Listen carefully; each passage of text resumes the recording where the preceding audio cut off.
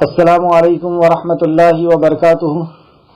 الحمد للہ ان الحمد للہ نحمده ونستعینه ونستغفره ونعوذ باللہ من شرور انفسنا ومن سیئات اعمالنا من يهده الله فلا مضل له ومن يضلل الله فلا هادي له واشهد ان لا اله الا الله واشهد ان محمدا عبده ورسوله اما بعد فان خير الحديث كتاب الله وخير الهدي هدي محمد صلى الله عليه وعلى اله وسلم وشر الامور محدثاتها وكل محدثة بدعة وكل بدعة ضلالة وكل ضلالة في النار۔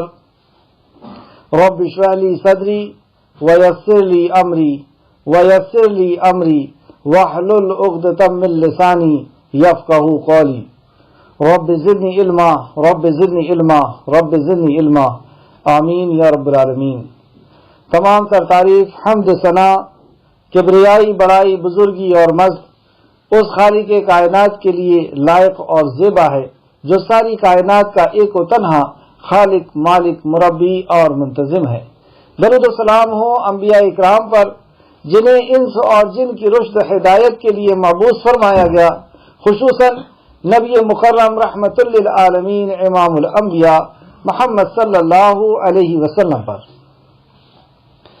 آپ کے اہل بیت پر، آپ کے اصحاب پر درود اور سلام نازل ہوں۔ اس مختصر سے درود و سلام کے بعد معزز سامعین اکرام، سورہ ابراہیم کی آیت نمبر 24 سے 24 سے آج کلاس رہے گی انشاءاللہ تعالی۔ اللہ رب العزت سے دعا ہے کہ اللہ رب العزت قرآن مقدس کو ہمیں صحیح معنوں میں سمجھنے، ایمان لانے، غور و فکر کرنے، عمل کرنے اور لوگوں تک پہنچانے کی توفیق اور رفیق عطا فرمائے۔ قرآن کو صحیح معنوں میں سمجھنا یعنی قرآن کو خود قرآن کی روح سے سمجھنا، قرآن کو صحیح احادیث سے سمجھنا، قرآن کو صحابہ اکرام کے اقوال سے، آپ کے افعال سے سمجھنا۔ اللہ ہمیں صحیح معنوں میں سمجھنے، اس پر ایمان لانے، عمل کرنے اور لوگوں تک اس عظیم پیغام کو جو ہمارے اوپر ذمہ داری ہے، جو ہمارے پاس امانت ہے، اس امانت کے حق کو ادا کرنے کی توفیق اور رفیق عطا فرما دے۔ لا حول ولا قوت الا باللہ۔ ہم کوئی بھی نیکی نہیں کر سکتے اور کسی بدی سے نہیں بچ سکتے جب تک ہمارے خالق کا ہم پر احسان اور کرم نہ ہو۔ آئیے آیت نمبر 24، اعوذ باللہ من الشیطان الرجیم، الم تر کیف ضرب اللہ مثلا کلمۃ طیبۃ کشجرۃ طیبۃ۔ کیا آپ نے دیکھا نہیں کہ اللہ نے کلمہ طیبہ کی کیسی مثال بیان کی؟ یہاں پر ایک مثال بیان کی جا رہی ہے، کلمہ طیب یعنی مومن کی، ایمان کی یا مومن کی مثال، مسلمان کی مثال۔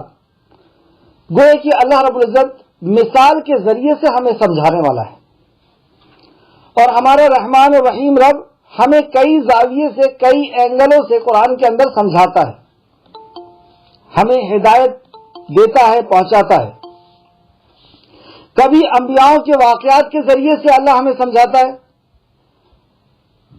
کہیں لوگوں کی عبرتناک انجام کو دکھا کر کے ہمیں سمجھاتا ہے، نافرمانوں اور کافروں کے انجام کو دکھا کے ہمیں سمجھاتا ہے، کہیں مومنوں کے اعمال اور ان کو جزا دے کر کے اللہ ہمیں سمجھاتا ہے، کہیں قسم کھا کر کے ہمیں رب ہمارا سمجھاتا ہے، قسم کھا کر کے، کہیں جنت کے تذکرے کر کے ہمیں سمجھاتا ہے، اور کہیں جہنم کے بارے میں بتا کر کے اور جہنم کی وعید سے ڈرا کر کے ہمیں سمجھاتا ہے، کہیں دنیا کی عزت اور شہرت کے ملنے کے ذرائع بتا کر کے ہمیں سمجھاتا ہے، اور یہاں پر اللہ نے اگزامپل دے کر کے سمجھایا۔ سبحان اللہ۔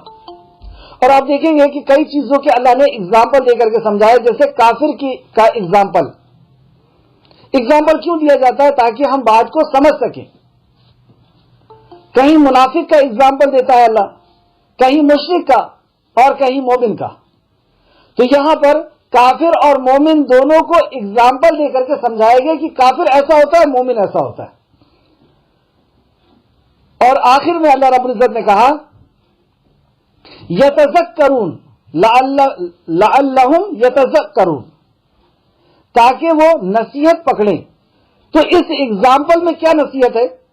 اللہ رب العزت سے دعا ہے کہ اللہ رب العزت اسے ہمیں سمجھا دے، اس پر ایمان اور اس پر یقین ہمیں عطا کر دے، اور اس ایگزامپل جو ایگزامپل دینے کا یہاں مقصد ہے کہ اس ایگزامپل کو دیکھ کر کے ہم اپنا محاسبہ کر لیں، ہم اپنا سیلف انالیسس کر لیں، ہم اپنا تزکیہ نفس کر لیں کہ یہ مومن ہوتا ہے۔ ہم ایک درخت کو دیکھیں اور پھر اپنے آپ کو دیکھیں کہ کیا ہم بھی ایسے ہیں، تو یہ ہوتا ہے تزکیہ نفس۔ بہرحال تو یہاں پہ دیکھتے ہیں اللہ رب العزت فرمایا، اے نبی کریم صلی اللہ علیہ وسلم، کیا آپ نے دیکھا نہیں کہ اللہ نے کلمہ طیبہ یعنی اسلام کی کیسی مثال بیان کی ہے؟ ایک پاکیزہ درخت کی طرح، پاکیزہ درخت کی طرح ایک مومن کی مثال اللہ نے بیان کی۔ تفسیر ابن کثیر جلد نمبر 3 صفحہ نمبر 473۔ کلمہ طیبہ اور کلمہ کفر کی مثال۔ علی بن ابو طلحہ نے حضرت ابن عباس رضی اللہ عنہ کی روایت کیا ہے کہ ارشاد باری تعالی مثل کلمۃ طیبۃ، مثال کلمہ طیبہ یعنی مومن کی، ایمان والے کی، اس سے مراد اس بات کی گواہی دینا ہے کہ اللہ کے سوا کوئی معبود نہیں، جیسا وہ پاکیزہ درخت ہے، اس سے مراد مومن ہے۔ پاکیزہ درخت سے کون مراد ہے؟ مومن ہے۔ اصلھا ثابت، جس کی جڑ مضبوط ہے، اس کی جڑ سے مراد کلمہ لا الہ الا اللہ ہے۔ مومن جس کے دل میں اقرار کرتا ہے، جس کا دل سے اقرار کرتا ہے مومن کلمہ لا الہ الا اللہ، یہ اس کی جڑ ہے۔ کون فرماتا ہے؟ ابن عباس نے اس کی تفسیر کی، اور آگے فرماتے ہیں اور اس کی شاخیں آسمان میں ہیں، اس سے مراد یہ ہے کہ مومن کے عمل آسمانوں کی اونچائیوں پر یعنی اللہ رب العزت تک پہنچتے ہیں۔ پھر سے دیکھیں، اللہ رب العزت نے یہاں پر اگزامپل دیا مومن کا کہ مومن ایک درخت کی طرح ہے، ایک پیڑ کی طرح ہے، اور وہ پیڑ کیسا ہے؟ اس کی جڑ مضبوط ہے۔ پیڑ کے اندر میں ایک خوبی کو اللہ رب العزت نے یہاں بیان کیا کہ مومن کی مثال ایک پیڑ کی ہے، اور اس پیڑ کے پھول پھل پتوں کو اللہ نے ذکر نہیں کیا، اس کی ذاتی برادری کو ذکر نہیں کیا، اس کے اندر جو سب سے عظیم چیز ہے اس کا اللہ نے ذکر کیا۔ سب سے پہلے اس کی جڑیں مضبوط ہوتی ہیں، اور اس جڑ سے مراد کیا ہے؟ ابن عباس فرماتے ہیں یہ ہے وہ توحید، یہ ہے وہ ایمان اور عقیدہ، اور اس کی شاخیں آسمانوں تک پہنچتی ہیں، یعنی اب اس کے جو عمل ہوتے ہیں وہ اللہ رب العزت کی بارگاہ تک پہنچتے ہیں۔ وہ ہر وقت اپنے رب کے حکم سے اپنا پھل دیتا ہے۔ ہاں، رمضان ٹو رمضان نہیں عمل کرتا، وہ کوئی مصیبت اور پریشانی آ جاتی اس وقت عمل نہیں کرتا، ہمیشہ عمل کرتا ہے۔ تو درخت ہمیشہ پھل دیتا ہے۔ یہ کون سا درخت ہے جو ہمیشہ پھل دیتا ہے؟ کس پھل سے اگزامپل دیا جا رہا ہے مومن کا؟ اور اس درخت کی سب سے پہلی شان اللہ نے یہ بتائی کہ اس کی جڑیں بہت مضبوط ہوتی ہیں، اور جتنی بھی آندھی اور طوفان آ جائے وہ اس سے متاثر نہیں ہوتی، اور وہ جڑ اکھڑتی نہیں اور پھکتا نہیں وہ پیڑ، وہ تباہ اور برباد نہیں ہوتا۔ اور دوسری اس کے اندر خوبی کہ اس کے پھل ہمیشہ وہ پھل لے کر کے آتا ہے، مطلب سیزنیبل پھل نہیں، ہمیشہ پھل لاتا ہے۔ کون سا درخت ہے یہ؟ اور اللہ لوگوں کے لیے مثالیں بیان کرتا ہے تاکہ وہ نصیحت پکڑیں۔ اب اس درخت کو ہمیں ڈھونڈنا ہے، اور اس سے ہم اپنے آپ کو کمپیئر کریں گے، اپنے آپ کو اپنا محاسبہ کریں گے اس پیڑ کو رکھ کر کے سامنے کہ اس کے اندر جو خوبیاں ہیں وہ خوبیاں ہمارے اندر ہے یا نہیں۔ دو پہچان اللہ نے بتائی، سب سے عظیم پہچان کہ اس کی جڑ مضبوط، اور دوسری کہ وہ ہمیشہ پھل دیتا ہے۔ یہ کون سا درخت ہے؟ کیا نبی کریم صلی اللہ علیہ وسلم نے اس کی نشاندہی کی ہے؟ ہاں کی ہے، اور نبی کریم صلی اللہ علیہ وسلم نے بھی اپنے صحابہ سے اسی سوالیہ انداز میں پوچھا کہ کون بتاتا ہے اس درخت کے بارے میں۔ امام بخاری نے روایت کیا، امام بخاری نے ابن عمر رضی اللہ عنہ کی روایت کو بیان کیا ہے کہ رسول کریم صلی اللہ علیہ وسلم کے پاس تھے کہ آپ نے فرمایا ابن عمر اس کے راوی ہے، یعنی عمر رضی اللہ عنہ کے بیٹے جو بہت چھوٹے تھے لیکن اس وقت وہ مجلس میں تھے. مجھے یہ بتاؤ، مطلب نبی کریم صلی اللہ علیہ وسلم پوچھتے ہیں مجھے یہ بتاؤ کہ کون سا درخت ہے جو مرد مومن کی طرح ہے. سبحان اللہ، کون سا درخت ہے جو مرد مومن کی طرح ہے؟ مطلب اس کو دیکھ لو اور مومن کو دیکھ لو، ایک بات رہے گی. کتنا پیارا اگزامپل ہوگا یہ. اور اس کے اپنے اور اس کے پتے نہیں جھڑتے، مطلب ہنٹ بھی دے دیا نبی کریم صلی اللہ علیہ وسلم نے کہ وہ مرد مومن کی طرح ہے، اور ہنٹ یہ ہے کہ اس کے پتے نہیں جھڑتے. بتاؤ کون سا پھل ہے وہ، کون سا پیڑ ہے وہ؟ اور یہ درخت اپنے رب کے حکم سے ہر وقت اپنا پھل دیتا ہے، جو اللہ نے بھی ہنٹ دیا تھا کہ وہ ہمیشہ پھل دیتا ہے. دو خوبی، ایک تو اس کے پتے نہیں جھڑتے، مطلب اس کا عمل برباد نہیں ہوتا. عمل اس کے پتے ہیں، پھول پھل اس کے پتے ہیں اور عمل ہے، تو یہ عمل اس کے برباد نہیں ہوتے، کیونکہ مومن کے عمل برباد نہیں ہوتے. وہ ریاکاری کر کے اور بدعات کر کے، سنتوں کی ناقدری کر کے اور ایمان کو ضائع کر کے اپنے عمل کو برباد نہیں کرتا مومن. تو یہ وہ درخت ہے جس کے پتے بھی نہیں جھڑتے اور جو 24 گھنٹے 12 مہینے عمل کرتا ہے، یعنی پھل دیتا ہے، اپنا پھل دیتا ہے. ابن عمر بیان کرتے ہیں کہ میرے جی میں یہ بات آئی کہ وہ کھجور کا درخت ہے، لیکن میں اس وقت خاموش رہا کیونکہ میں نے دیکھا کہ بڑے لوگ ہیں، مطلب میرے والد عمر بھی ہیں اور ابو بکر بھی ہیں اور وہ خاموش ہیں، اس وجہ سے میں بھی خاموش رہا.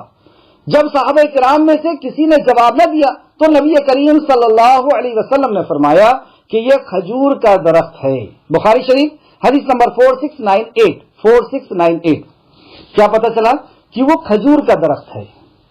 اب اس درخت کے اندر کیا خوبیاں ہیں اور کن خوبیوں کو اللہ نے بتایا اور نبی کریم صلی اللہ علیہ وسلم نے بتایا اور کون سی خوبیاں ہیں، اس کے بارے میں ہم غور و فکر کرتے ہیں. کیوں غور و فکر کریں گے، کیوں اس پہ اتنا وقت لگائیں گے؟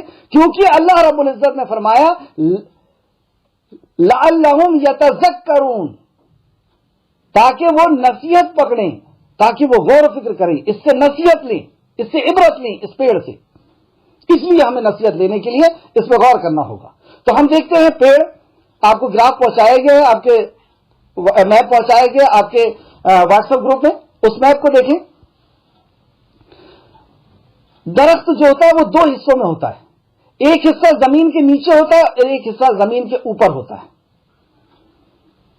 مومن بھی دو حصوں میں ہوتا ہے، دین بھی دو حصوں میں، قرآن بھی دو حصوں میں آیا، نبی مکرم صلی اللہ علیہ وسلم کی زندگی بھی دو حصوں میں.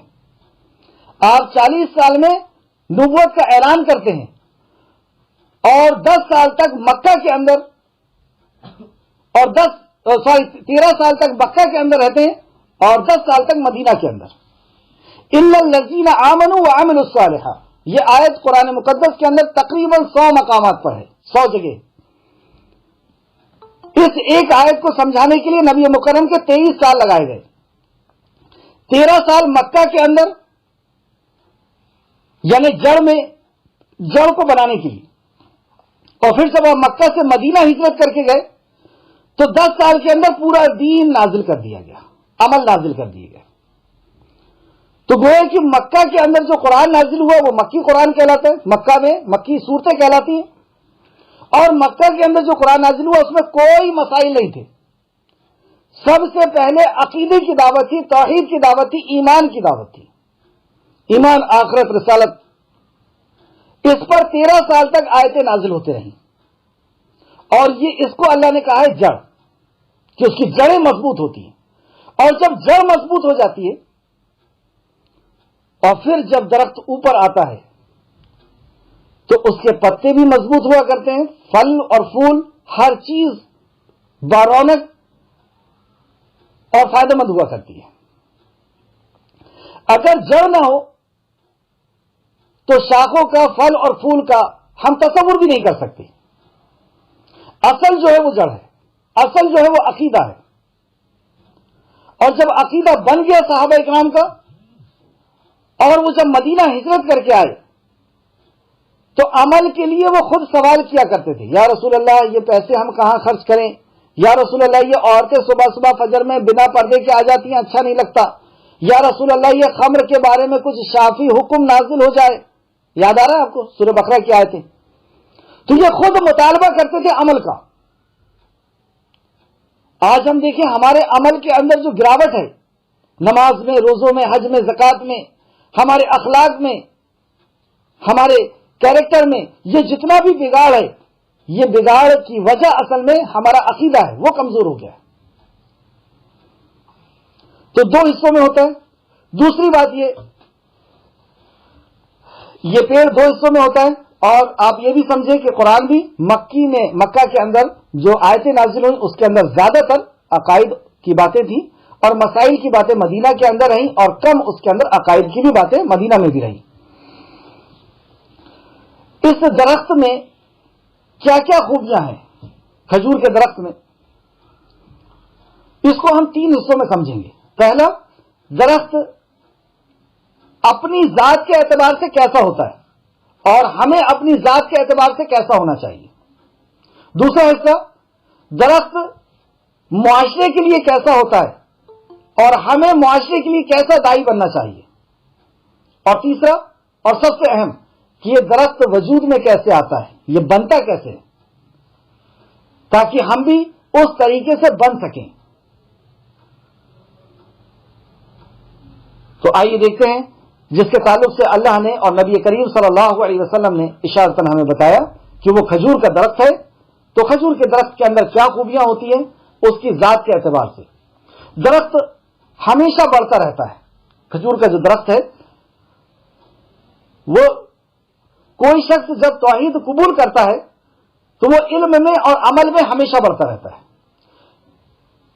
دیکھیے میں 2 چیز بتاؤں گا، ایک درخت کی خوبی بتاؤں گا اور ایک مومن کی خوبی، اور پھر آپ کو خود اپنے اندر سوچنا ہے کہ یہ چیز میرے اندر ہے یا نہیں ہے.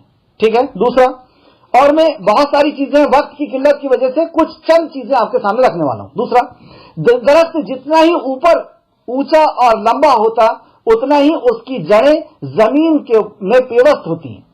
مومن کتنی ہی اونچائی پر پہنچ جائے لیکن اپنی روح یعنی اپنے عقیدے کی طرف وہ نظر رکھتا ہے، اپنی وہ توحید کی طرف وہ نظر رکھتا ہے. اور اسی طریقے سے پیڑ بھی اپنی جڑوں کی طرف پوری نظر رکھتا ہے.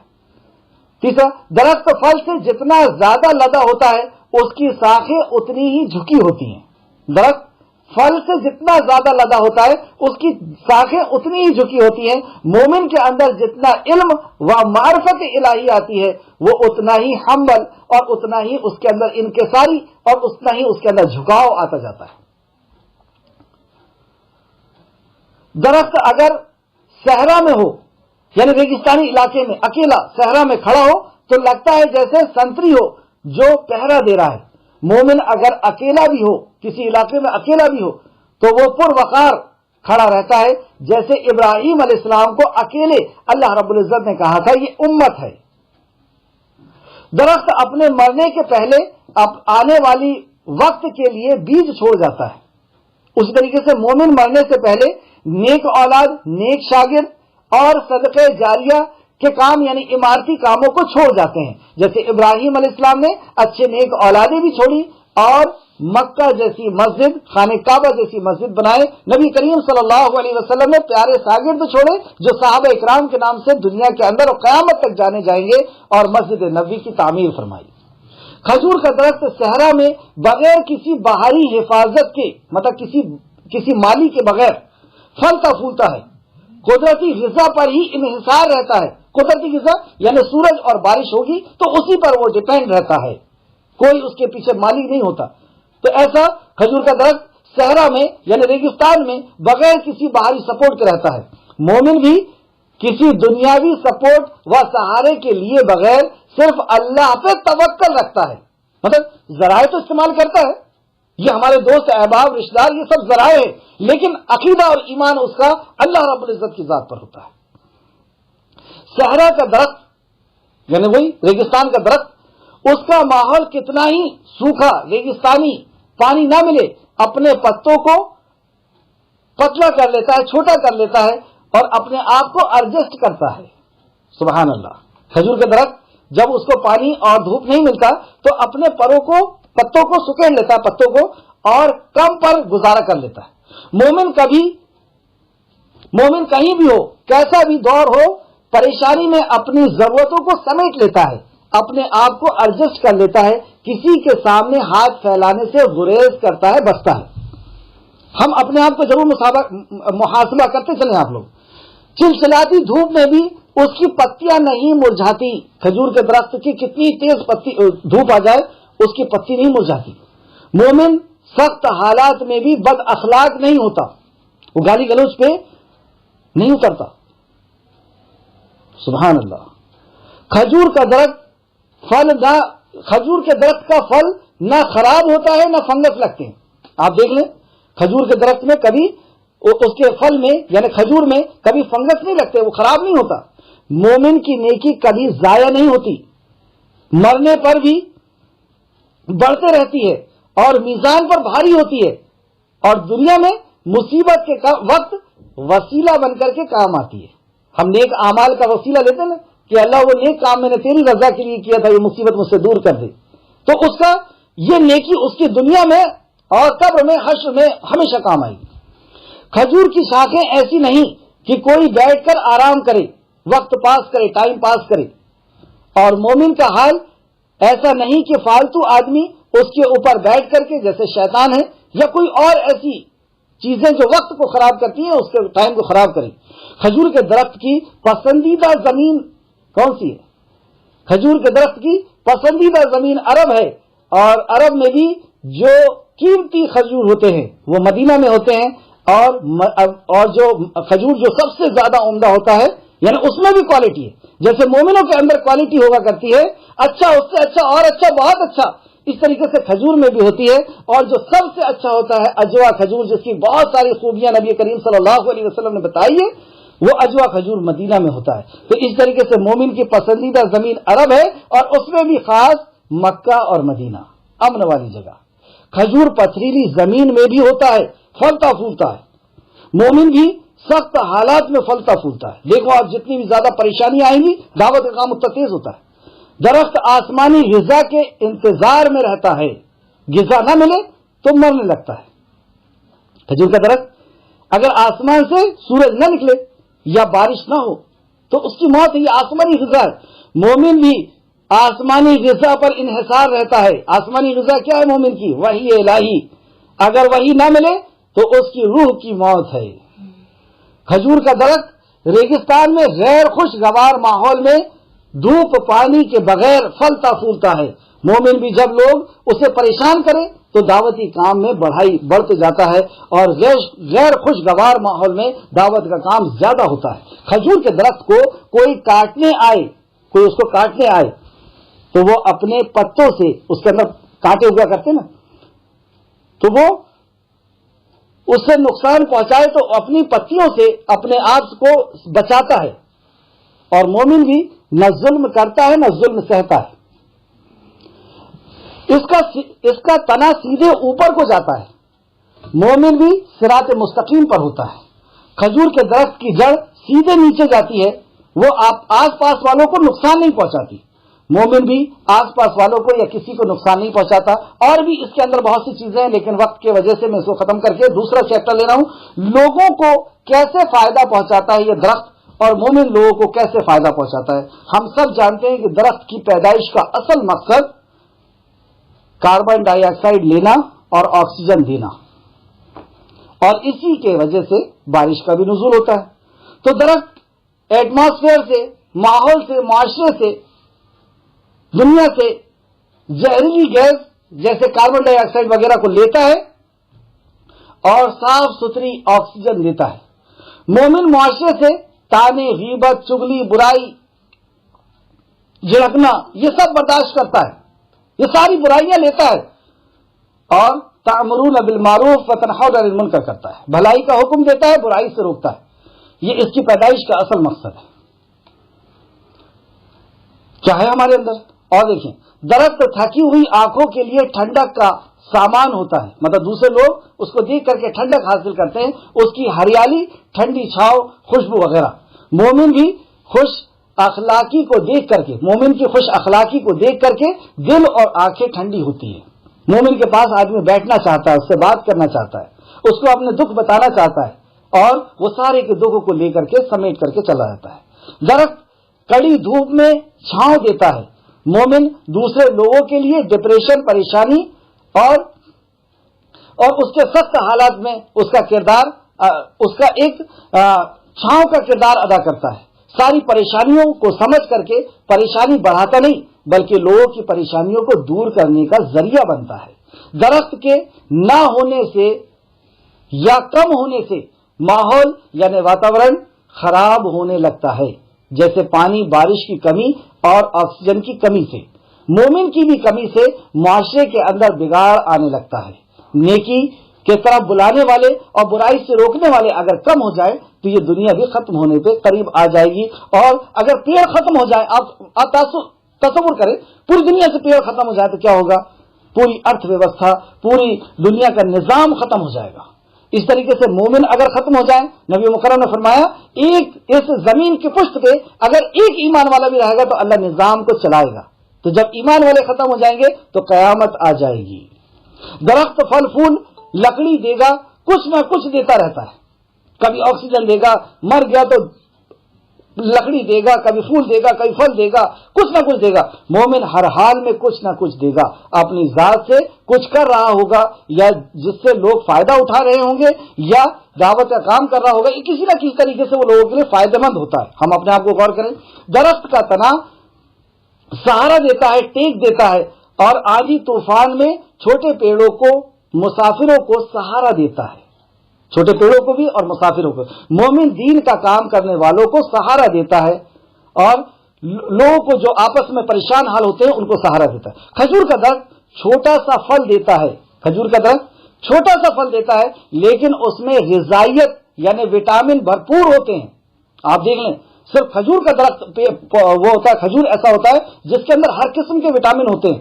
اگر آپ صرف پانی اور کھجور کو کھاتے رہے تو سارے وٹامن جتنی کی ضرورت آپ کی جسم کو ہے وہ سب پوری ہو جائے گی۔ مومن بھی کم بولتا ہے، جیسے یہ چھوٹا سا پھل دیتا ہے نا، ایسی مومن کم بولتا ہے لیکن اس کی بات فائدے مند ہوتی ہے۔ یہ لوگوں کے لیے فائدے مند اس طریقے سے درخت ہوتا ہے۔ یہ بنتا کیسے ہے یہ اصل ہے، کیونکہ ہمیں بھی ویسے بننا ہے۔ تو یہ بنتا کیسے ہے یا اس کو بنانا ہے ہم کو تو کیسے بنایا جائے گا؟ ہم اگر دوسرے درختوں کو پیدا کریں کھجور کے تو کیسے ہوگا؟ تو اس کے لیے دیکھیں، ہم 5 چیزوں کی ضرورت ہوتی ہے۔ اصل جو چیز ہے وہ 4 ہے۔ ایک تو زمین، بغیر زمین کے پیڑ بن نہیں سکتا۔ دوسرا ماحول اگر صحیح نہیں، دیکھیں آپ جب بھی کسان پیڑ کو لگاتا ہے تو کیا کرتا ہے؟ سب سے پہلے وہاں کے گھاس پھوس کو ہٹاتا ہے، اس زمین کو صاف کرتا ہے۔ یہ ہے ماحول۔ اگر گھاس پھوس رہے اور ویسے ہی بیج لگا دیے جائیں تو کیا وہ پیڑ جی پائے گا؟ وہ آس پاس کے جھاڑ جھنکاڑ کی وجہ سے، گھاس کی وجہ سے برباد ہو جائے گا، اگ ہی نہیں سکتا، بڑا ہی نہیں ہو سکتا۔ تو سب سے پہلی ضرورت ماحول ہے۔ بیج لگانے کے پہلے کسان ماحول کو صاف کرتا ہے، کچرے کو صاف کرتا ہے۔ پھر دوسرا بیج ہوتا ہے، بغیر بیج کے بھی پیڑ نہیں لگ سکتا۔ تیسرا، یہ 2 زمینی غذائیں ہو گئی، ایک بیج اور دوسرا ماحول، اور 2 آسمانی غذائیں، سورج اور پانی۔ یہ 4 چیز کے بغیر پیڑ کا تصور نہیں کیا جا سکتا۔ یہ چاروں چیز ایک ساتھ چاہیے۔ اگر پانی نہیں ملا تو بھی نہیں بن سکتا، سورج نہیں ملا تو بھی نہیں بن سکتا، بیج نہیں ملا تو بھی نہیں بن سکتا، ماحول نہیں ملا تو بھی نہیں بن سکتا۔ مومن بھی ان 4 چیزوں کے ساتھ بنتا ہے۔ اس کا ماحول، نبی مکرم نے فرمایا کہ بچہ پیدا ہوتا ہے فطرت پہ اللہ اس کو پیدا کرتا ہے، مسلمان پیدا کرتا ہے۔ اس کا ماحول، اس کے ماں باپ اسے یہودی، نصرانی اور مجوسی بنا دیتے ہیں۔ ہمارے اندر جتنے بھی بگاڑ آتے ہیں وہ ماحول کی وجہ سے آتے ہیں۔ تو ہمارا ماحول یعنی ہماری سنگت صحیح ہونا چاہیے۔ بارہا اللہ رب العزت نے قرآن کے اندر فرمایا کہ سنگت کو صحیح کرنا ہے، سب سے پہلی چیز سنگت صحیح کرنا ہے۔ اگر ہماری سنگت ٹھیک نہیں تو ہمیں تباہ اور برباد ہونے سے، موسیٰ علیہ السلام کو کہا اللہ رب العزت نے یہ بات، اور بھی کئی جگہ آپ دیکھ سکتے ہیں۔ تو سب سے پہلی چیز ہونا سنگت۔ اللہ کے نبی کو، نبی مکرم صلی اللہ علیہ وسلم کو اللہ نے کہا، اے نبی مکرم، صبح اور شام جو اللہ کا ذکر کرتے اپنے آپ کو ان سے باندھے رکھیے۔ سبحان اللہ، ہم کس کھیت کی مولی ہیں؟ تو ہماری سنگت سب سے پہلے صحیح ہونا۔ دوسرا بیج کیا ہے؟ وہ ہے توحید، جو جڑ کہا گیا جس کو، اور توحید انبلڈ ہوتی ہے۔ کسی سے پوچھیں آپ دنیا، زمین، آسمان، سورج، چاند کا بنانے والا کون ہے تو وہ کہے گا ایک ہے، لیکن سنگت کی وجہ سے وہ خراب ہو گئی ہے، تو اس کو صحیح کرنا ہے. کیسے صحیح ہوگی؟ سورج کی روشنی اور پانی سے. سورج کی روشنی اور پانی یہ ہے قرآن اور حدیث، جس کو آپ سورہ جن میں دیکھ سکتے ہیں. تو قرآن و حدیث کو ویسے لینا پڑے گا جیسے پانی اور سورج کو پیڑ لیتا ہے، اپنے اندر سموتا ہے، اپنے اندر کرتا ہے، اور پھر اس کے بعد اس کو لے کر کے آتا ہے اور بناتا ہے. تو اس طریقے سے قرآن و حدیث کو ہمیں اپنے اندر لینا ہوگا، اس سے عمل کرنا ہوگا، توحید کے اوپر پوری نظر رکھنی ہوگی. ماحول ہمارا غلط نہیں ہونا چاہیے، ماحول کے اوپر ہماری پوری نظر ہونا چاہیے. تو یہ ساری چیزیں ہوں گی تب جا کر کے ہم ایک مومن بن پائیں گے. اللہ رب العزت سے دعا ہے کہ اللہ رب العزت ہم سب کو مومن بنائے. اب اس کے بعد اللہ رب العزت نے یہ مومن کی اگزامپل دیا، اس کے جسٹ بعد کافر کا اگزامپل دیتا ہے اللہ. اور آپ دیکھیں یہاں پہ میری چھوٹی بہنیں بیٹھی ہوئی ہیں، ان کے لیے خاص کر یہ جو اگزامپل دونوں کے دیے ہیں، انہیں اس بات کو غور کرنا ہے کہ مومن سے ہمارا ساتھ، مومن سے کافر کا ساتھ کیسے ہو سکتا ہے. مومن ایک بھاری بھرکم پیڑ جس کا اپنا ایک وجود ہے، جس کا ایک اپنا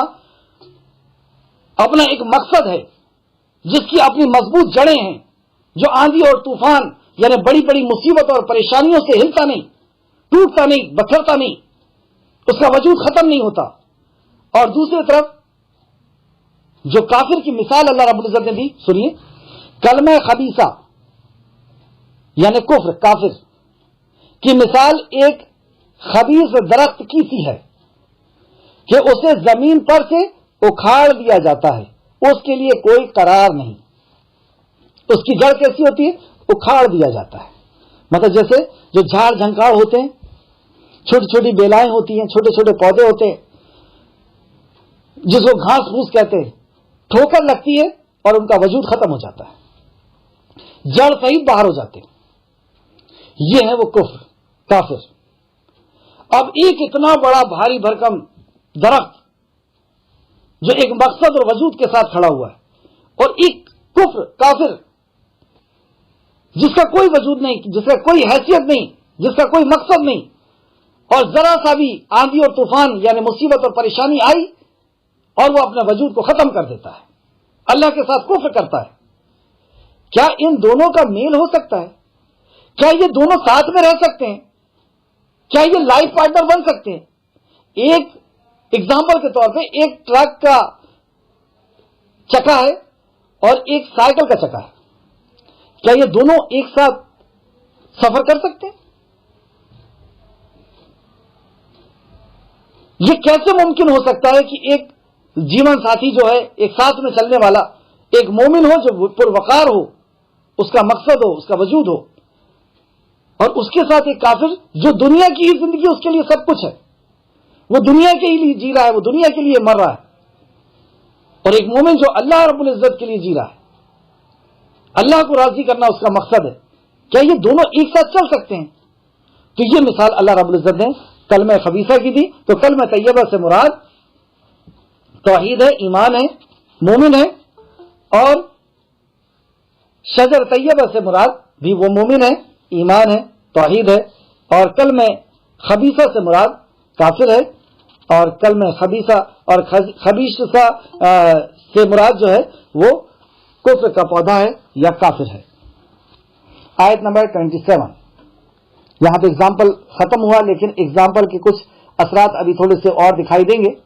آیت نمبر 27 میں اللہ ایمان والوں کے قول کو ثابت یعنی کلمہ توحید سے دنیا کی زندگی اور آخرت میں ثابت قدم رکھتا ہے.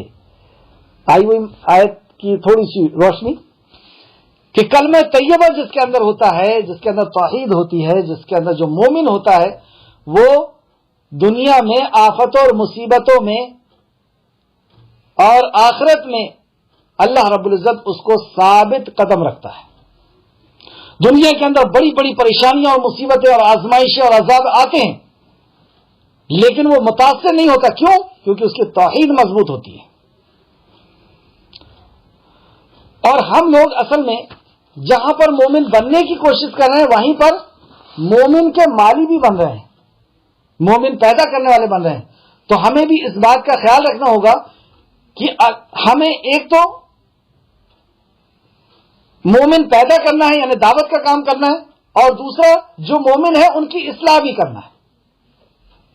تو کسی مومن کے اندر اگر کوئی خرابی ہم دیکھ رہے ہیں کہ اس کے عمل کے اندر، اس کی نماز روزہ حج زکات کے اندر، اس کے اخلاق کے اندر کوئی برائی آ رہی ہے، وہ حجاب نہیں کر رہا ہے یا وہ سنت طریقے سے نہیں رہ رہا، کوئی بھی برائی اس کے اندر آ رہی ہے، تو ایک عقل مند مالی کیا کرے گا؟ اگر پودے کے اندر پھول میں، پھل میں، پتیوں میں اگر خرابی آ رہی ہے تو عقل مند مالی کیا کرے گا؟ کیا اوپر ہی اوپر ڈریسنگ کرنا شروع کر دے گا؟ پتوں کے اندر جو ہے وہ دوا اور پانی ڈالنا شروع کر دے گا؟ نہیں، عقل مند مالی سمجھ جائے گا کہ اس کی جڑ خراب ہو رہی ہے، اس لیے اس کے پتے خراب ہو رہے ہیں، پھول و پھل خراب ہو رہا ہے۔ تو ہمیں اگر کسی کے اندر عمل کے اندر بگاڑ نظر آ رہا ہے تو ہمیں سمجھ لینا ہوگا کہ اس کے عقیدے میں گڑبڑی آ رہی ہے، مرنے کے بعد کی زندگی کا یقین کمزور ہو رہا ہے، اللہ کے کلام کا یقین کمزور ہو رہا ہے، نبی مکرم صلی اللہ علیہ وسلم کی نبوت کا یقین کمزور ہو رہا ہے، اور ہمیں پورا جڑ کے اوپر کام کرنا ہے یعنی توحید کے اوپر۔ توحید سے ہماری نظر کبھی ہٹنا نہیں چاہیے۔ کل کی کلاس میں آپ دیکھیں گے کہ اللہ کے خلیل جو توحید کے نام سے جانے جاتے ہیں، ابراہیم علیہ السلام، وہ توحید کے تعلق سے کتنی پیاری بات اور کتنی جامع بات کرتے ہیں۔ بہرحال تو توحید کے اوپر ہماری پوری نظر ہونا چاہیے، اسی کے بگاڑ کی وجہ سے یہ سارے بگاڑ آتے ہیں۔ تو اللہ رب العزت نے یہاں پر فرمایا کہ اس کی عقیدے کی وجہ سے، اس کی توحید کی وجہ سے دنیا میں بھی وہ مصیبت اور پریشانیوں سے بچتا ہے اور آخرت میں بھی بچے گا۔ کیسے؟ پھر سے دیکھیں، اللہ ایمان والوں کے قول ثابت کون سا قول کیا ہم نے؟ اشہد ان لا الہ الا اللہ و اشہد ان محمد رسول اللہ، یعنی کلمہ توحید سے دنیا کی زندگی، مطلب اس نے کہہ دیا نا کہ میرا رب اللہ ہے، ثم استقاموا، بس اس نے استقامت کر لیا، وہ ٹھہر گیا اس پر کہ میرا کارساز، میرا خالق، میرا مالک، میرا رازق، میرا داتا، میرا مشکل کشا، میرا حاجت روا صرف اور صرف اللہ۔ تو یہ کلمہ جس کو کہا گیا کلمہ ثابت، اس پر وہ ثابت قدم رہا کی وجہ سے وہ آخرت میں ثابت قدم رہے گا، وہ دنیا میں بھی اور آخرت میں بھی ثابت قدم رہے گا۔ تو دنیا میں بڑی بڑی مصیبت اور پریشانیوں سے وہی بچ سکتا ہے جو توحید کے اندر مضبوط ہوتا ہے، جس کی جڑ مضبوط ہوتی ہے۔ نمبر 2، آخرت میں کیسے بچے گا؟ اور اس کی تفسیر میں امام بخاری نے اس آیت کی تفسیر میں ایک حدیث بہت پیاری لے کر کے آئے، اس کو سماعت فرمائیں۔ بخاری نے برا بن عازب رضی اللہ عنہ کی روایت کو بیان کیا ہے کہ رسول کریم صلی اللہ علیہ وسلم نے فرمایا، مسلمان سے جب قبر میں سوال کیا جاتا ہے تو وہ اس بات سے گواہی دیتا ہے کہ اللہ کے سوا کوئی معبود نہیں۔ کیا پتہ چلا؟ کہ وہ قبر کی جو سختی ہوگی اور وہاں پر جو سوال و جواب ہوں گے، وہاں پر کون ثابت قدم رہے گا؟ یہ آیت کو یہاں پر کوٹ کریں گے نبی کریم صلی اللہ علیہ وسلم ابھی، اور امام بخاری نے اس کو روایت کیا ہے، بخاری شریف حدیث نمبر 4699 اور مسلم شریف حدیث نمبر 2871۔ اب ہم کتنا ثابت قدم رہتے ہیں مصیبتوں پر، اس سے اندازہ لگ جائے گا کہ قبر میں ہم کتنا ثابت قدم رہنے والے ہیں۔ سمجھ رہے ہیں آپ بات کو؟ تو مسلمان سے جب قبر میں سوال کیا جاتا ہے، کیا سوال کیا جائے گا؟ من ربو کا، کون تھا تیرا پالنہار دنیا میں، کون تھا تیرا حاجت روا مشکل کشا، کون سی ڈگری، کون سا دکان، کون سے ہاتھ پیر؟ تو وہ اس بات کی گواہی دیتا ہے کہ اللہ کے سوا کوئی معبود نہیں اور محمد صلی اللہ علیہ وسلم اللہ کے رسول ہے، اور اس کے ارشاد باری تعالی میں اس طرف اشارہ ہے۔ اور یہاں پر جو اللہ رب العزت نے کی آیت سے نبی کریم صلی اللہ علیہ وسلم نے یہ جواب دیا، وہ آیت یہی ہے کہ اللہ مومنوں کو پکی بات یعنی کلمہ توحید سے دنیا کی زندگی میں بھی ثابت قدم رکھتا ہے اور آخرت میں بھی ثابت قدم رکھتا ہے۔ اس حدیث کو امام مسلم اور دیگر تمام محدثین نے بھی روایت کیا ہے۔ بخاری مسلم کا میں نے آپ کو حوالہ دیا، اور وہاں پر بھی سورہ ابراہیم کی آیت نمبر 27 میں آپ کو یہ دلیل ملے گی بخاری شریف میں۔ اللہ رب العزت ہمیں بھی قول ثابت پر رکھے، یعنی توحید پر ثابت قدم رکھے، تو دنیا میں بھی ہم ہر پریشانیوں میں انجوائے کریں گے، اور قبر میں بھی جب فرشتہ آئے گا اور وہ کہے گا من ربوں کا، ربی اللہ، مادینوں کا، دین الاسلام، میرا زندگی گزارنے کا طریقہ اسلام، ماں نبیوں کا، تیرا نبی کون؟ دیکھیں ایک حدیث میں آپ کو چلتے چلتے اور بتاتا چلوں، یہ ابو داؤد کی حدیث ہے، جلد نمبر 4 صفحہ نمبر 605 اور حدیث نمبر، اور یہ آپ کو ہر ایپ میں بھی مل جائے گی، حدیث نمبر 4753، بہت قیمتی حدیث 4753۔ نبی کریم بہت بڑی حدیث ہے، اس میں سے ایک چھوٹا سا حصہ میں لے رہا ہوں۔ نبی کریم صلی اللہ علیہ وسلم نے یہاں پہ تینوں لوگوں کے سوال میں جواب دینے کے انداز کو بیان کیا ہے، اور بھی دوسری حدیثوں میں آپ کو مل جائے گا۔ ایک وہ شخص جو مومن ہے وہ کس طریقے سے جواب دیتا ہے، منافق کس طریقے سے جواب دیتا ہے، اور کافر کس طریقے سے جواب دیتا ہے۔ تین قسم کے لوگ دنیا میں پائے جاتے ہیں۔ ہم نے بھی جو یہ درخت کا ایگزامپل دیکھا، اگر یہ صفات ہمارے اندر نہیں ہے تو پھر دو ہی قسم کے لوگ بچے ہیں دنیا میں، ایک کافر اور دوسرا منافق، بس تیسرے سے زیادہ کوئی لوگ نہیں ہیں۔ تو تینوں سوالوں کو نبی کریم صلی اللہ علیہ وسلم نے بتایا کہ مومن کس طریقے سے جواب دے گا، منافق کیسے دے گا اور کافر کیسے دے گا۔ تو مومن کا سوال میں آج آپ کو بتانا چاہ رہا ہوں ابو داؤد کی حدیث سے 4753 سے، کہ نبی کریم صلی اللہ علیہ وسلم پوچھتے ہیں مومن سے، جب پوچھا جائے گا من ربوں کا، تیرا رب کون؟ وہ کہے گا اللہ، ربی اللہ۔ ما دینوں کا، تیرا دین کیا، تیرا زندگی گزارنے کا دین الاسلام۔ وہ کون جو تمہارے بیچ میں آئے تھے، یا تمہارا نبی کون؟ دونوں روایت ملتی ہے تو محمد صلی اللہ علیہ وسلم۔ مومن جب یہ تینوں سوالوں کے جواب دے دے گا تو نبی کریم صلی اللہ علیہ وسلم نے فرمایا کہ فرشتہ اس سے پھر پوچھتا ہے تو نے یہ سوال کا جواب کیسے دے دیا؟ سبحان اللہ، کتنی غور کرنے والی بات ہے، یہ سوال کا جواب کیسے دے دیا، کیا کام کر کے آیا تو کہ دے دیا۔ اب میں اپنے لفظوں میں آپ کو اس کو سمجھانے کی کوشش کر رہا ہوں، اللہ مجھے بھی سمجھا دے کہ وہ حیران ہے۔ وہ من رب کا، تو نے رب کو کیسے پہچان لیا، نہ دیکھا نہ بات کیا، تو نے پہچان کیسے دیا اپنے رب کو؟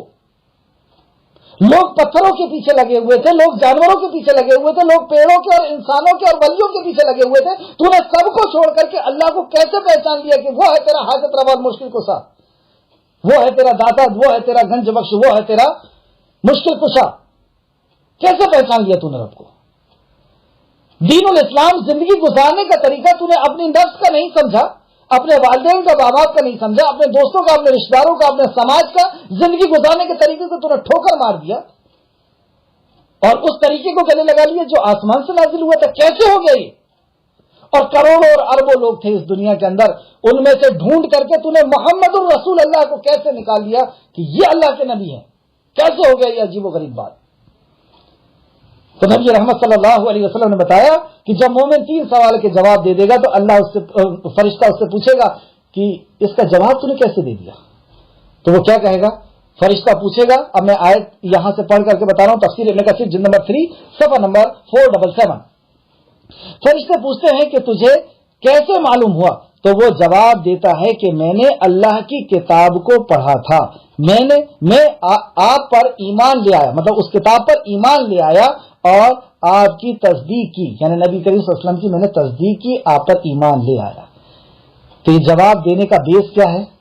اللہ کے کلام کا پڑھنا، اللہ کے کلام پر تدبر، اللہ کے کلام کا جاننا۔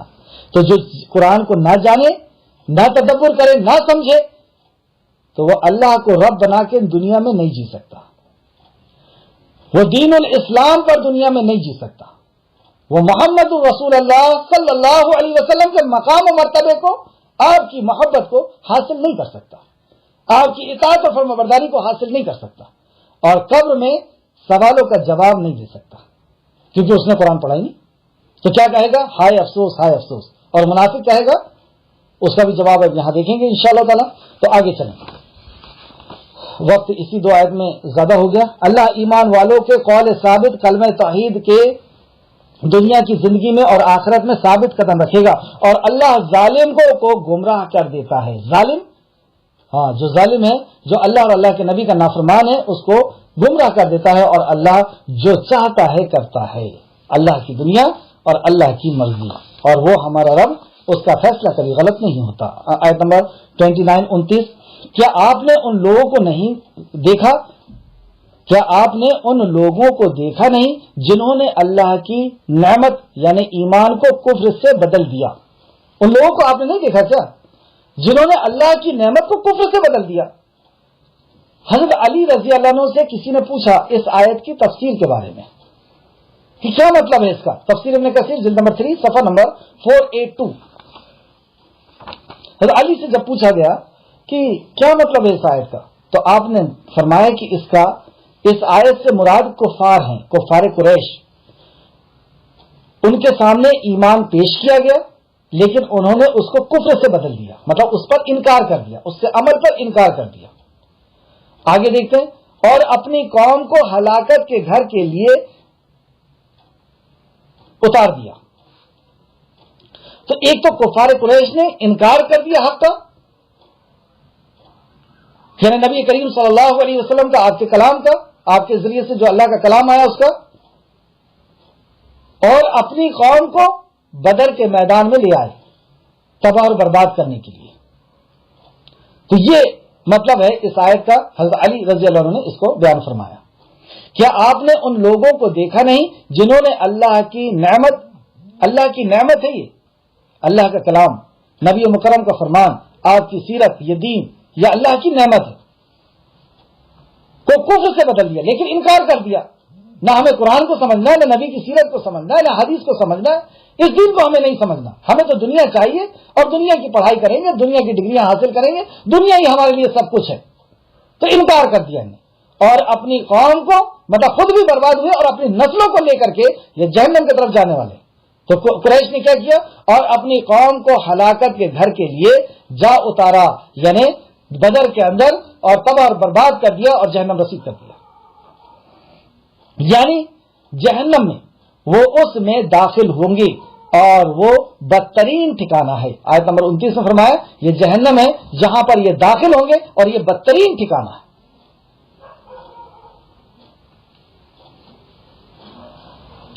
یہاں پر ہم کو سمجھ میں آیا کہ دو قسم کے لوگ ہوا کرتے ہیں. ایک وہ جو اللہ کے نبی کی بات کو مان لیتے ہیں اور جو انکار کر دیتے ہیں. بدر کے اندر ایک طرف نبی کریم صلی اللہ علیہ وسلم کے ساتھی تھے اور ایک طرف ابو جہل کے ساتھی تھے. ہمیں دیکھنا ہے کہ ہم کدھر ہیں، ہم کس چیز میں ہیں، کیونکہ تیسری کوئی ٹیم نہیں. اللہ رب العزت ہمیں نبی کریم صلی اللہ علیہ وسلم کا صحیح طور سے مطیع اور فرمانبردار، آپ سے محبت کرنے والا اور اطاعت کرنے والا بنا دے. آیت نمبر 30. اور انہوں نے اللہ کی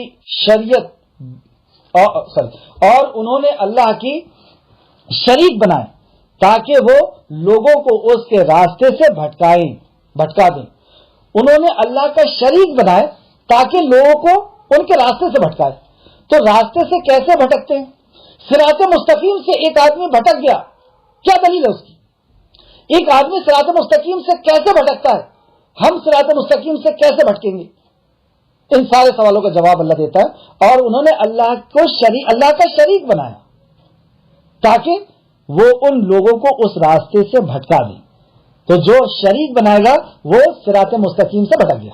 سیدھا سا مطلب صراط مستقیم پہ اس وقت تک ہم رہیں گے جب تک ہم توحید کے دامن کو تھامے رہیں گے، اور جیسے ہم نے شرک کیا ہم صراط مستقیم سے ہٹ چکے ہوں گے اور پھر ضلالت اور گمراہی ہمارا نصیب بن جائے گی. اللہ ہم سب کو محفوظ رکھے. کہہ دیجئے تم فائدہ اٹھاؤ.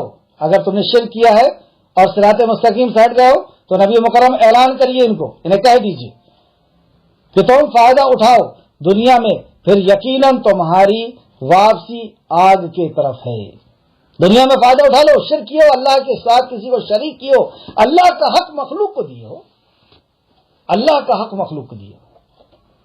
جس نے دنیا میں ہر وہ نعمت تمہیں عطا کیا اس کا حق تم نے اس کی مخلوق کو دیو، جانوروں کو، انسانوں کو دیو، پتھروں کو دیو.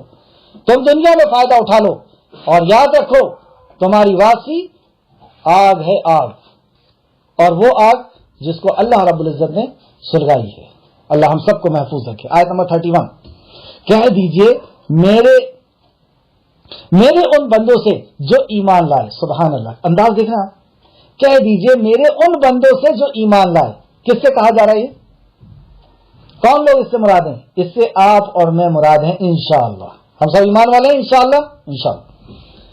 تو ہم سے اللہ رب العزت اپنے نبی کو کہہ رہا ہے کہ میرے ان بندوں سے کہو، ان مومن بندوں سے کہو. کیا کہو؟ اللہ کہہ دیجئے میرے ان بندوں سے جو ایمان لائے وہ نماز قائم کریں اور ہم نے انہیں جو رزق دیا ہے اس میں سے چھپے ہوئے اور اعلانیہ خرچ کریں. ہمارا آقا اتنی محبت کے ساتھ ہم سے ایک مطالبہ کرتا ہے کہ نبی مکرم میرے بندوں سے کہہ دیجئے کہ وہ نماز قائم کریں. کیا یہ نماز؟ فحشائی اور منکر سے روکنے والی چیز ہے، یہ برائی اور بے حیائی سے روکنے والی چیز ہے.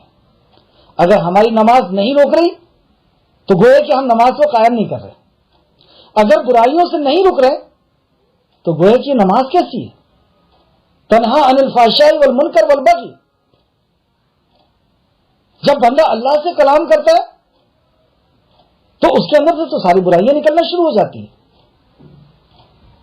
وہ اعلان کرتا ہے توحید کا نماز کے اندر کھڑے ہو کر کے. پہلے ہی اعلان اس کا ہوتا ہے اللہ اکبر، اب دنیا کی کوئی طاقت بڑی نہیں. خیر اس میں اگر بات ہوگی تو کافی لمبا ہو جائے گا. دوسرا کیا کہا؟ اور ہم نے انہیں جو رزق دیا ہے، رزق کہنے سے پیسے مراد نہیں ہے، جو بھی زندگی گزارنے کی چیزیں اللہ نے دیا ہے وہ اللہ کے راستے میں خرچ کرے. اس میں پیسے بھی ہیں، مال و دولت ہے، رزق ہے، آنکھ دماغ ہے، آنکھ ہے، ذہن ہے، طاقت ہے. یہ اللہ کے راستے میں ہم خرچ کریں، چھپے طور پر بھی اور اعلانیہ طور پر بھی. لیکن یہاں پہ زیادہ مراد اللہ رب العزت نے جو رزق دیا ہے، جو کھانے پینے کی چیز اور جو دولت دی ہے، اس کو اللہ کے راستے میں خرچ کرے، اعلانیہ بھی اور چھپے ہوئے بھی. اب ایک بہت اہم خبر اپنے خاص بندوں کو اللہ دیتا ہے، اس سے پہلے کہ وہ دن آ جائے جس میں نہ سودے بازی ہوگی اور نہ دوستی کام آئے گی. اس دن نہ سودے بازی ہوگی اور نہ ہی کوئی دوستی کام آئے گی.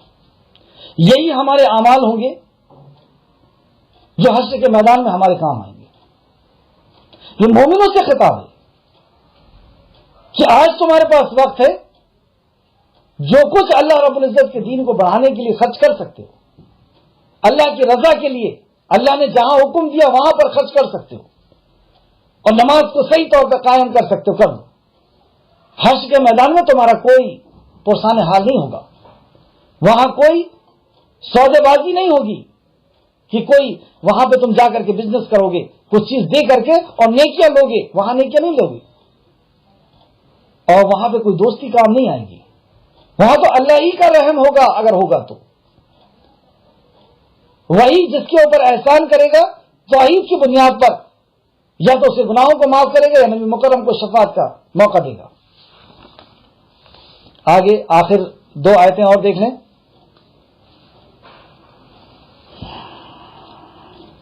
آیت نمبر 32. اللہ الذی، اللہ وہ ہے. جاننا چاہتے ہو اللہ کو؟ کون ہے اللہ جاننا چاہتے ہو؟ آؤ تمہیں بتایا جائے گا اللہ کون ہے. جس رب کی، جس خالق کی ہم عبادت کرتے ہیں وہ کون ہے، اس کی کیا پہچان ہے، اس کی کیا معرفت ہے. آئیے ان 3 آیتوں میں اللہ رب العزت نے 3 آیتوں میں واضح انداز میں اللہ نے بتایا کہ اللہ کون ہے. جس کے طرف تمہیں بلایا جا رہا ہے، تمہیں کسی مخلوق کی طرف نہیں بلایا جا رہا، مخلوق کے خالق کی طرف بلایا جا رہا ہے. تمہیں جانوروں کی طرف، پتھروں کی طرف، پیڑوں کی طرف اور انسانوں کی طرف اور مردوں کی طرف نہیں بلایا جا رہا.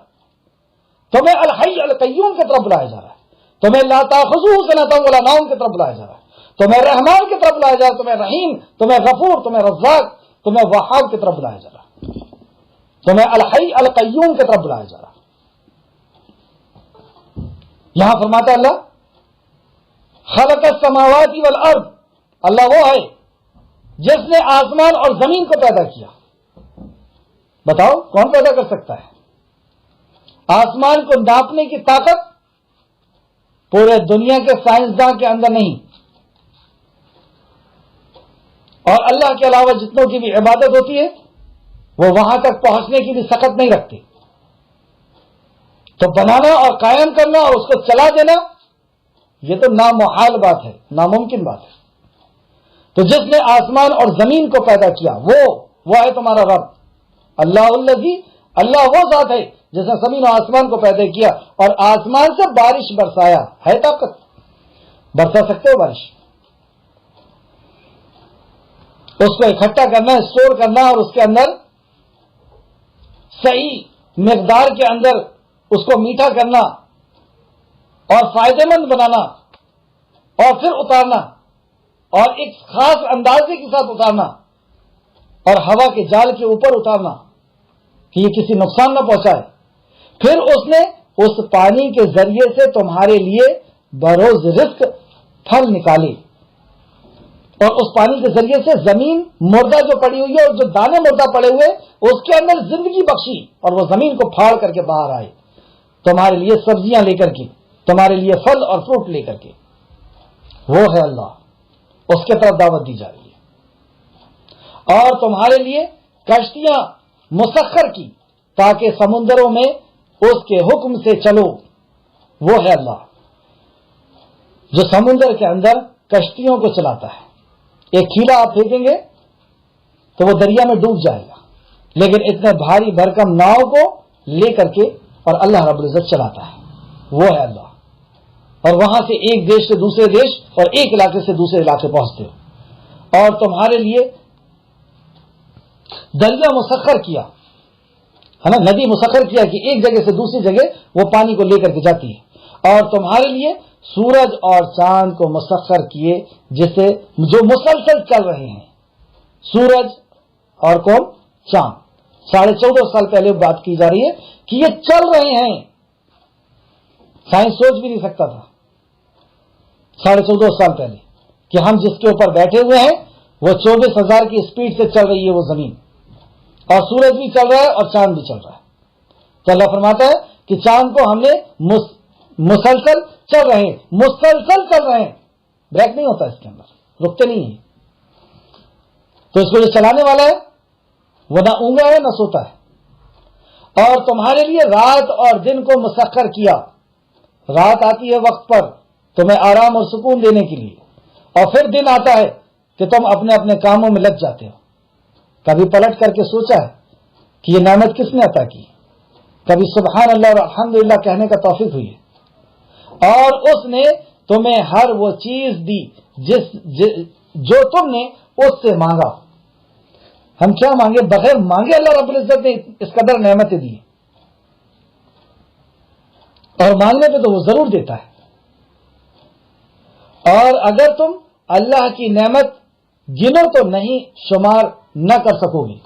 اگر تم اللہ کی نعمت کو گننا چاہو تو تم شمار نہیں کر سکتے.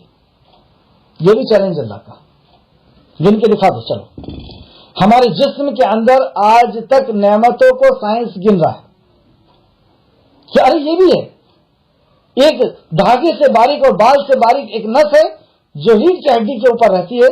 اگر یہ بریک ہو جائے تو آدمی اٹھ نہیں سکتا. ابھی نکالا ہے اس نے، سائنس نے. آنکھ کے اندر جو پیچھے ریٹینا ہوتا ہے پردہ، اس کے اندر ایک میکولا کر کے ایک جگہ ہوتی ہے 1.25 mm کی، وہاں پر 13,70,000 نسوں کا ایک جمگٹ ہوتا ہے. 13 لاکھ نسیں کالے اور سفید رنگ کو پہچانتی ہیں اور 70,000 نسیں دوسرے. یہ ابھی نکالا اس نے. ہمارے جسم کے اندر کس قدر نعمتیں اللہ رب العزت کی ہے وہ ہمارا سائنس اس کو نہیں گن پایا، اس کو روزانہ گن رہا ہے وہ. اور جو نہیں دکھائی دے رہی وہ تو دکھائی نہیں دے رہی. جیسے اوزون لیئر جب اس کے اندر گڈھا ہونے لگا تب ہمارے سائنس کو پتہ چلا. تو بہرحال تو وہ مسلسل چل رہا ہے. اور تمہارے رات کو بھی بنایا اور اس نے تمہارے ہر وہ چیز دی جو تم نے اس سے مانگا. اور اگر اللہ کی نعمت گنو تو شمار نہیں کر سکتے. اللہ کی اگر تم نعمت گننا چاہو تو تمہارے بس کی بات نہیں کہ اس کی نعمتوں کو شمار کر لو. بے شک انسان بڑا ظالم نہایت ناشکرا ہے. ظالم ہے. یہ کیا ظلم کر رہا ہے کہ اللہ کا حق مخلوق کو دیتا ہے اور ناشکرا ہے. اللہ کیا چاہتا ہے اتنی نعمت دینے کے بعد کہ تو شکر کر. الحمدللہ اے اللہ تو نے دیا، اس کا کریڈٹ کسی اور کو مت دے. بس اتنا تو چاہتا ہے اللہ کہ میرے فلاں نے دیا، میرے فلاں دیوی نے، دیوتا نے، فلاں نے، فلاں پتھر نے، فلاں پیڑ نے، فلاں جانور نے، فلاں انسان نے، میری اپنی طاقت نے، میری اپنی ڈگری نے، میری اپنی دکان نے، میرے اپنے شوہر نے. نہیں، اللہ یہ چاہتا ہے کہ تو الحمدللہ کہے کہ اللہ تو نے دیا ہے، دینے کی طاقت کسی کی نہیں، یہ سب ذریعے ہو سکتے ہیں جو دکھائی دے رہے ہیں ہمیں، اور وہ کچھ نعمتیں جو صرف اللہ رب العزت دیتا ہے اس کا تو کوئی ذریعہ بھی نہیں ہو سکتا. تو بے شک انسان بڑا ہی ظالم اور ناشکرا ہے. مطلب اللہ کی نعمت جو ہمیں اس قدر دی ہے کہ جن کو نہ ہم گن سکتے نہ دیکھ سکتے، اللہ نے خود کہا تم گن نہیں سکتے، اور اتنی نعمت دینے کے بعد ہمارا رب کیا چاہتا ہے کہ تو اللہ کا شکر کر دے، الحمدللہ کہہ دے، بس ساری نعمت کا بدلہ حل ہو جائے گا. لیکن اگر وہ کریڈٹ ہم نے کسی اور کو دیے تو یہ ناشکری ہو جائے گی. جو شیطان نے کہا تھا کہ اکثر کو تو ناشکرا پائے گا. ایک بات پر میں اپنی بات کو ختم کرتا ہوں. تفسیر ابن کثیر جلد نمبر 3 صفحہ نمبر 485. اللہ کے ایک محبوب نبی حضرت داؤد علیہ السلام جو حمد اور ثنا کے تعلق سے جانے جاتے ہیں، کل حشر کے میدان میں اللہ رب العزت ان سے کہے گا کہ اے داؤد وہی حمد کرو جو دنیا میں کرتے تھے. داؤد علیہ السلام کی حمد پوری دنیا جانتی ہے، عالم اسلام، کہ جب آپ حمد اور ثنا کرتے تھے تو درخت، پہاڑ، جانور، پرندے سب سمٹ جاتے تھے اور اس حمد ثنا کو توجہ کے ساتھ، محبت کے ساتھ، دل کے لگاؤ کے ساتھ سنتے تھے. تو حشر کے میدان میں سب کی اپنی اپنی شان ہوگی، ہر نبی کا اپنا ایک مرتبہ و مقام ہوگا، اور سب سے اونچا مقام نبی مکرم کا، کہ صفات کا میدان، صفات کی جگہ دی جائے گی، شفاعت کی، اور مقام محمود بھی دیا جائے گا، اور حوض کوثر بھی دیا جائے گا. لیکن داؤد علیہ السلام کا مقام کیا ہے کہ آپ اللہ کی حمد کیجئے. تو داؤد کہیں گے کہ اللہ میں حمد کیسے کروں، وہ کیفیت نہیں جو دنیا میں تھی. تو اللہ کہے گا وہ کیفیت دی گئی، اور پھر حشر کے میدان میں داؤد علیہ السلام حمد ثنا کریں گے. اللہ ہم سب کو وہ حمد ثنا سننے کے لائق بنا دے، آمین. تو وہی داؤد علیہ السلام کے تعلق سے ایک چھوٹی سی بات سنیں، پھر بات کو ہم ختم کریں گے. حضرت داؤد علیہ السلام نے عرض کیا، اے اللہ میں تیری شکر کس طرح کروں، کس طرح میں تیرا شکر ادا کروں اگر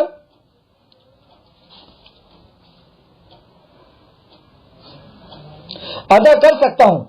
حضرت داؤد علیہ السلام کہتے ہیں، دنیا کی بات ہے یہ، کہ اے اللہ میں تیرا شکر کس طرح ادا کر سکتا ہوں کہ تیرا شکر ادا کرنے کی